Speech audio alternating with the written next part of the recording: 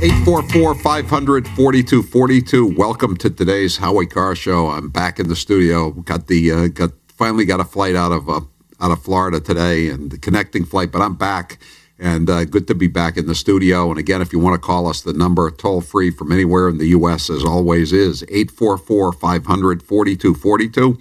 And our first guest of the hour is Hogan Gidley. He's the deputy press secretary to President Trump, and we just wanted to check in with on a few issues with him. Thanks for being with us, Hogan. Thanks so much for the time. I really appreciate it. So what's the story on the State of the Union? There will be a State of the Union message, I guess, 6 nights from now, but where is it going to be? What are the odds that it's going to be in the House chambers? Well, it's interesting you just said that, because Nancy Pelosi just released a letter that said it's no longer going to be in the House. She disinvited the President of the United States. And it's so funny to watch this because, as you know, she invited the President while we were in a shutdown. She invited the President to the date on the 29th. We accepted that. Then she sent a letter and said, hey, would you guys consider postponing it because of security concerns? We checked with the Secret Service. She had not checked with the Secret Service, and they said, no, we're perfectly fine to protect you, Mr. President. We informed Nancy Pelosi, we appreciate your concerns for our health and safety. But guess what? We'll see you on the 29th because we've addressed those concerns. So thanks, but we'll see you in the House chamber. She just released a statement now and said she's no longer inviting the President. She will not bring up the resolution that allows the concurrent resolution to vote to allow the President to speak in the House of Representatives because she cited a shutdown. So we've gone from you can come during a shutdown to it's security concerns. Well, no, it's not, because all she did was check with one furloughed DHS worker. And now you can't come because there's a shutdown. So she's been all over the place as it relates to the why. And the bottom line is the President just opened up a press conference in the cabinet room. I was standing right there, and he said, it's because she doesn't want me to take my message directly to the American people. It's because she doesn't believe the truth that we face a humanitarian crisis and a national security crisis along our southern border. And we're going to give the speech one way or the other. We're not going to announce anything yet.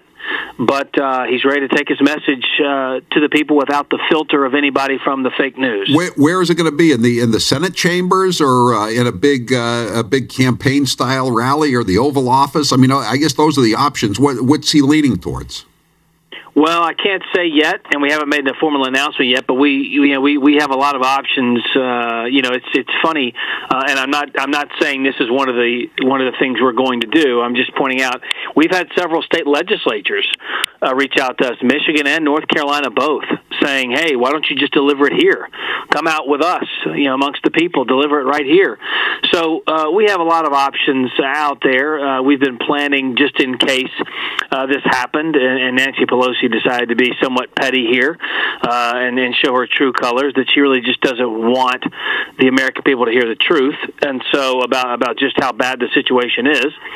And she's also denying people our guests and our visitors that we wanted to come to the House chamber, their stories, real Americans out there who are facing hardships and tough times because of the failure of the immigration system.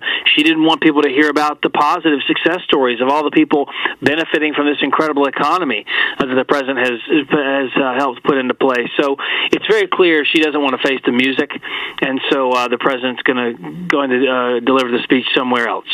Now, what about, we've heard stories that the students from Covington Catholic High School in Kentucky who had this fake news dispute with the Indians and the Black Hebrew, whatever they were, at the Lincoln Memorial.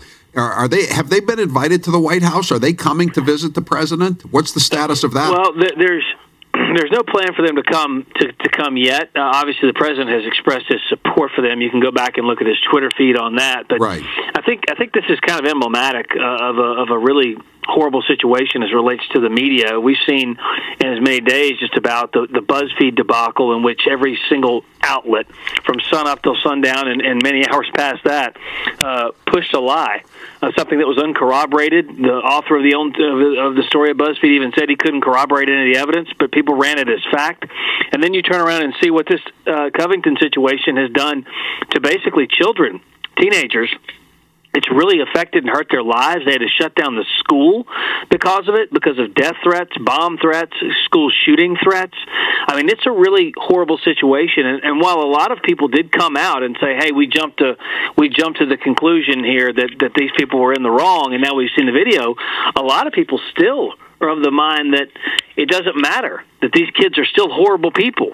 And I don't understand why they do that, but this is a dangerous time when you can just basically go after someone the way they went after these kids. And so we're looking at potential options. The shutdown makes things difficult now, but we've definitely shown support for these kids via the president's Twitter feed.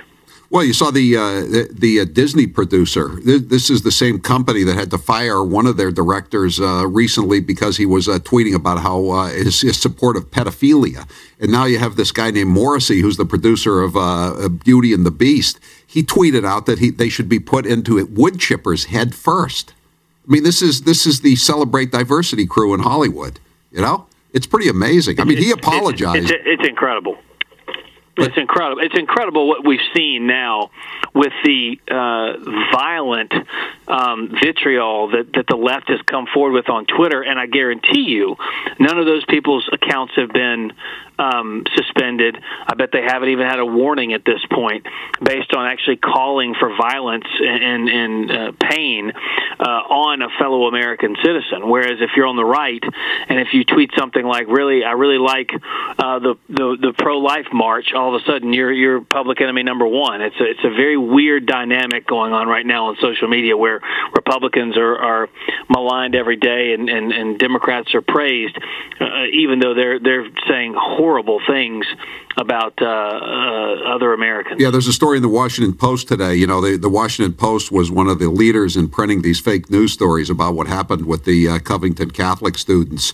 And then they say that when they were busted, they and everybody else in the fake news media, they say the headline is "The Trump Internet Pounced." So, so when they're exposed, the headline, "The Trump Internet Pounced," by defending themselves and pointing out that the stories that they were printing were a pack of lies. That's a pouncing. It's unbelievable, and they're the ones who are doing all the pouncing. They were the ones who jumped all over this before they knew the facts and ran with it that are really potentially irreparably damaging these kids and their lives and their livelihoods, for that matter, that'll follow them for a long time. Right. And regardless of what you think of the kids or of the protesters from, I guess it was Navajo Nation, this type of behavior is something that you cannot jump to those types of conclusions and not expect that when it is proven that your conclusion is false based on video evidence and other things, you can't expect that to just go away. You've hurt somebody now. This is a dangerous situation. Right. They're getting death threats. They need to be called out for it. Exactly. Absolutely. Yeah. Absolutely. And one last question, Hogan.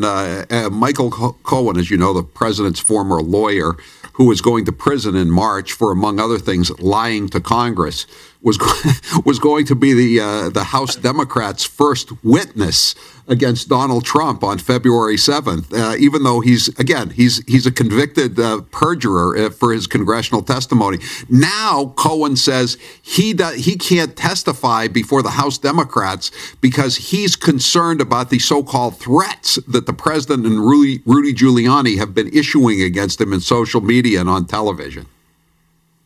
That's absolutely ludicrous. Listen, you just said it all. One of the things that kind of pushed that BuzzFeed article was the fact that Michael Cohen was said to have done these things with the president based on words he had said.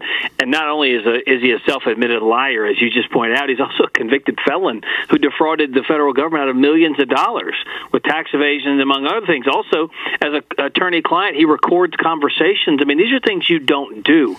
But this is the world we live in, Howie, where you're given credence and credibility once you say something negative against the president. The media wouldn't have given him the time of day when he was helping out the president or working for the president or knew the president. Did he say negative? He said he'd take a bullet for the president. Everybody said he's a nut and he belongs in prison. Now he's Remember, they did the same. Yeah, they did the same thing to Comey. Remember, he was the everyone hated him in the world until he came out against President Trump, and now he's the toast of the town. You can't keep him away from a microphone now. It's incredible. Yeah, we're going to have John Solomon on a little bit later to talk about the attempts by the Clintons to peddle the dodgy dossier before the election. He had another great story. I'm sure. When you see the president, tell him we all still want him to unredact all those documents. We still want to see the documents. He's got to release those documents on how they got the FISA warrants and how they lied and how they used campaign operative information. Anyway, Hogan Gidley, thank you for being with us. We appreciate it, and we'll talk to you again soon. I'm Howie Carr. Thanks so much for the time. Thank you. I'm Howie Carr.